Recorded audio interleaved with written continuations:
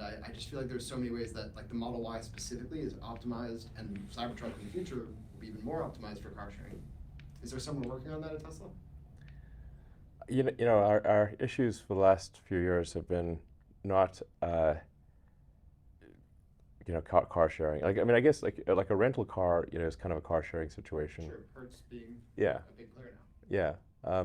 We've just been trying to keep the factories operating. The last couple of years has been a very difficult thing, and like supply chain interruptions have been severe, like extremely severe. So it has required all of our attention just to keep the factories going, not to think of like at the end of it, like the super hard part for a car company is like how do you get revenue above cost so you don't go bankrupt, and so it's not really like a as long as our demand is enough to absorb the production, uh,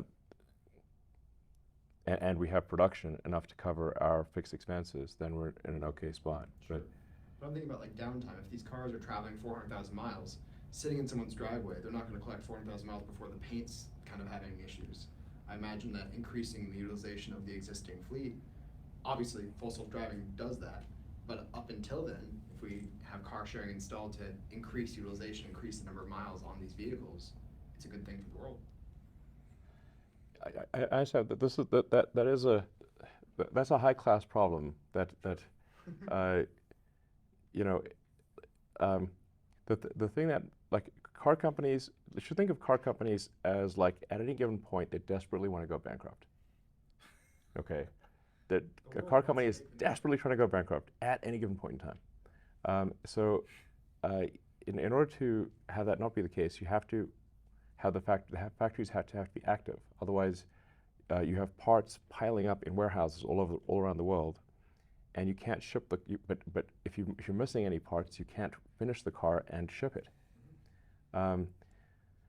So the past 2 years have been an absolute nightmare of supply chain interruptions, one thing after another, and we're not out of it yet.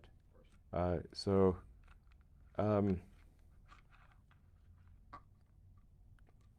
So that's overwhelmingly our concern is how do we keep the factories operating so we can pay people and not go bankrupt, and then everything else is like nice to have, but um, you know, we, even recently, like the COVID shutdowns in China were very, very difficult. Yeah, you guys Say the execute least. so well that we all think of you as a tech company first, which has like like Apple, right? They make hardware, but they spend way more money on software. Which I'd even say I've got the perception sometimes that it's like, oh yeah, they've got this just huge stack of bandwidth, but like you're right, the amount of money and hardware moving through this place is. Like this factory is losing insane money right now because we can't make it. Because we. Like we should be outputting a lot more cars from this factory versus a very puny amount of cars. But we had challenges with the 4680 ramp and with the structural pack ramp, and then ironically the tooling, because we were able to do 2170 cells, but the tooling necessary for making 2170 variant cars was stuck in China. So we had this Shanghai factory in op. We got the tooling to enable this factory stuck in port in China with no one to actually move it, which basically then caused this factory's production ramp to be very tiny.